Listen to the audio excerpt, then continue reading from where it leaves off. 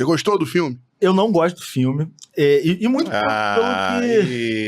Chato pra caralho. Eu gosto do filme como... Chato demais. Cara, e o pior de tudo é que, porra, os caras escreveram o livro, tanto o Pimentel quanto o Luiz Eduardo o Luiz Eduardo Soares, ele é se não existisse o Luiz Eduardo Soares, esse livro não existiria.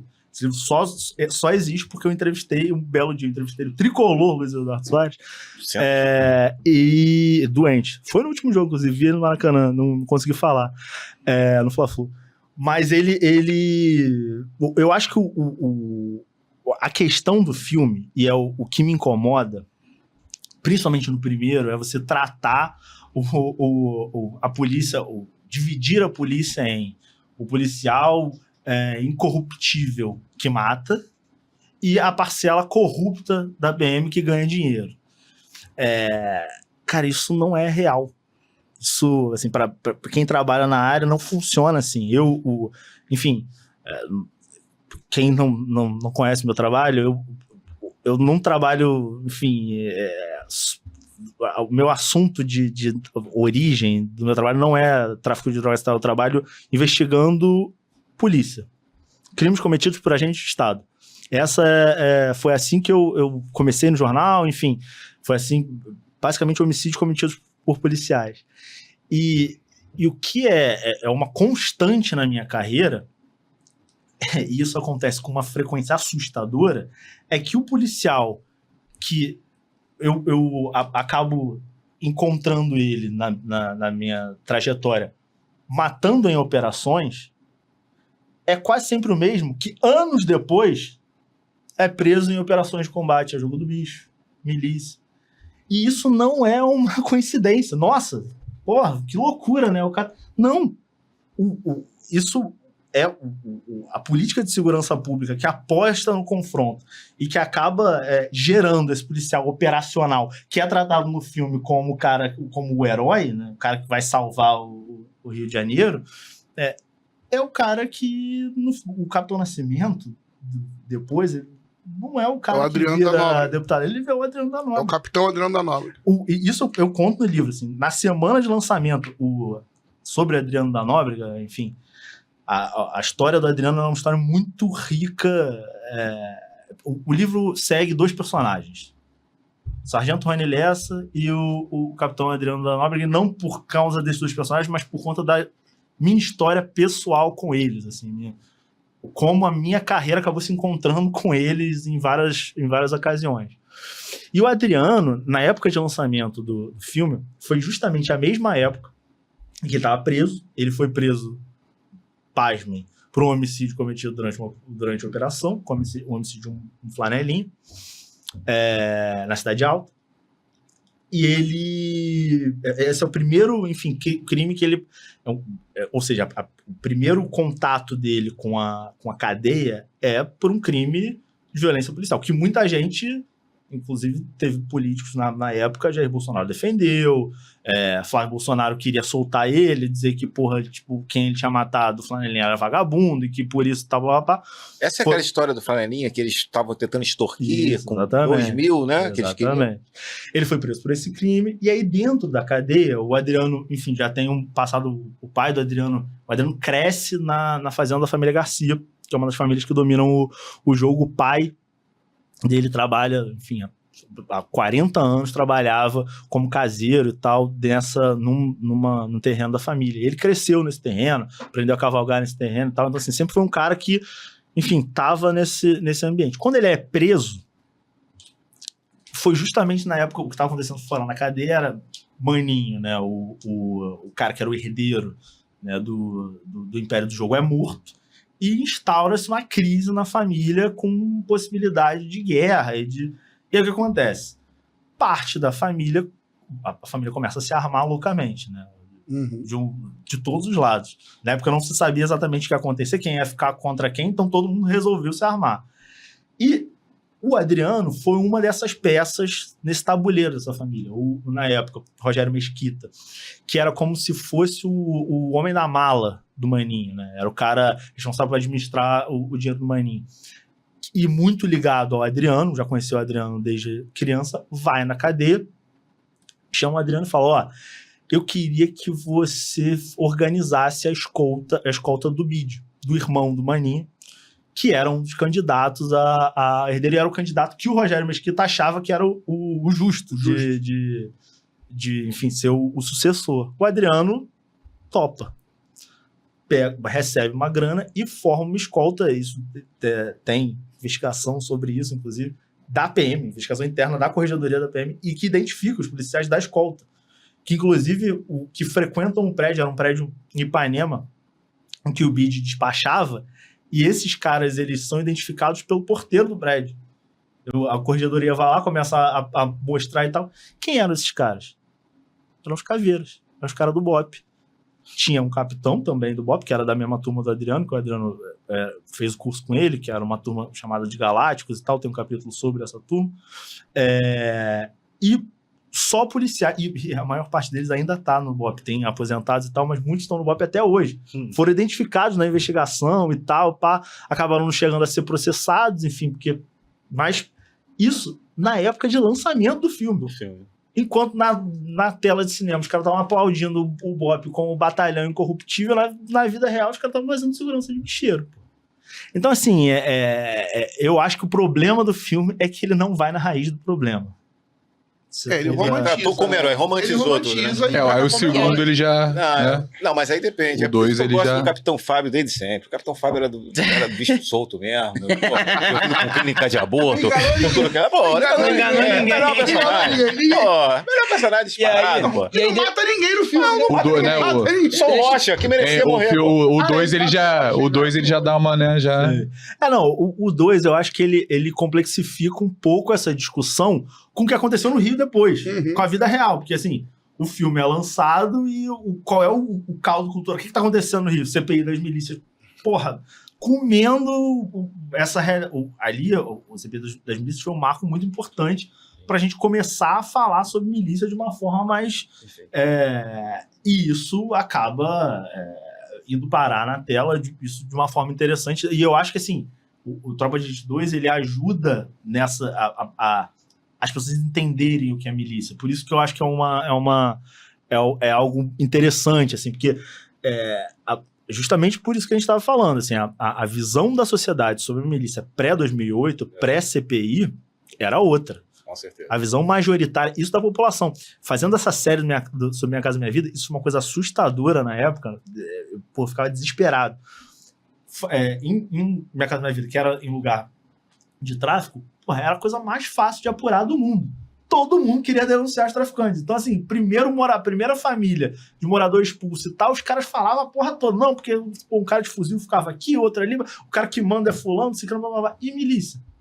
Porra, a gente ficava 6 meses no mesmo lugar, a gente sabia. Porra, tem Minha Casa Minha Vida, tem até hoje lá. Curicica. Não tem milícia lá. Os caras, os moradores não diziam que tinha. Aí eu falava, não, a gente não vai publicar essa vergonha, porque eu sei que tem. Porra, até que um dia uma abençoada me topou encontrar comigo no Barra Shopping, longe pra cacete, pra me falar, olha, não, eles vão buscar e tal, papapá, acontece toda segunda-feira e tal, eles vêm, pagam na loja, tinha uma loja embaixo do... E aí a gente contou essa história, mas assim, era muito... Isso, porra, foi 2015, anos depois da CPI. Então, assim, a sociedade... O cara que morava em área de milícia, isso era uma... O cara falava tinha assim, mais medo do que o cara que morava na estrada. Não, o cara falava, ainda bem que tem milícia aqui. Eu não vou denunciar os caras, não. Sim. Porque se o tráfico chegar, vai ser pior. Você acha que não foi o Rocha? De tráfico antes, sabe? Era isso. E aí, Rafa, até foi bom tu tocar nesse assunto da CPI da milícia, porque eu ia conectar com o assunto que eu ia trazer lá, que acho que a gente passou um pouco rápido, que é a questão da morte da Marielle. Legal. A gente abriu uma caixinha de perguntas no Instagram, vocês aí podem acompanhar nas nossas redes sociais, principalmente no Instagram, a gente movimenta bastante lá, tem TikTok, e a gente deixou uma caixinha de perguntas lá, e através dessa caixinha veio essa pergunta, que é a versão, né, que a gente tem mais recente, é sobre ao mando da morte da Marielle ter sido o envolvimento ali, né, questão de grilagem de terra e tudo mais. Brasão, sim. Porém, você acredita, né, que exista alguma chance de ter sido uma tentativa de afetar o Freixo, já que tentar diretamente contra o Freixo seria muito mais complicado? Essa sempre foi uma linha, né? Essa era uma linha de investigação desde o início. Enfim, as linhas sempre apontavam para alguma... ao longo da investigação, você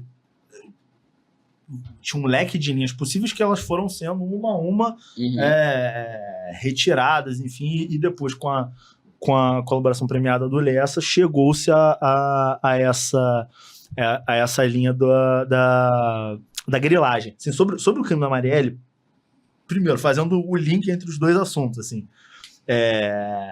o Lessa era esse policial. Eu passei a minha carreira inteira entrando em delegacia. O Lessa trabalhou muito tempo na Polícia Civil. Ele era adido na Polícia Civil, passou 10 anos na delegacia de Polícia Civil. E eu passei grande parte da minha carreira entrando em delegacia para fazer matéria e tal. E, pô, em conversa com o policial, o cara fala assim, pô, essa história eu ouvi mais 10 vezes. Pô, teve um dia de tiroteio no Alemão. Tem a história de tiroteio no Alemão, os policiais ficaram encurralados lá dentro e o Lessa sozinho resgatou. É uma lenda essa porra, que o Lessa era um fenômeno em operação e tal, papá. O cara era tratado como um herói. Assim, ao longo essa mitologia policial em torno do Lessa era essa. A imagem que a própria polícia tinha do cara e que replicava era essa imagem de herói. E aí, um belo dia, o cara é preso pela morte da Marielle. E não só pela morte da Marielle. O cara é um matador de aluguel que, porra, já matava há 2 décadas. E mais de 120 fuzis lá que acharam, pedaços de fuzis. Aí o que aconteceu? Eu fiquei obcecado por essa história. Essa minha obsessão pelo Lessa, ela é a origem de todo o meu trabalho de 2020 pra cá, né? Eu passei a, enfim, viver em torno de tentar entender esse cara, né? Foi isso que gerou o Pistoleiros. O Pistoleiros, ele é reflexo dessa minha busca sobre quem é o Lessa, e depois eu falo... Essa minha busca entra nessa questão do mercado da pistolagem, que eu acho que é um assunto também que, enfim, é fascinante também. E o Milicianos, ele é isso. Ele é uma busca por entender melhor quem era o Lessa.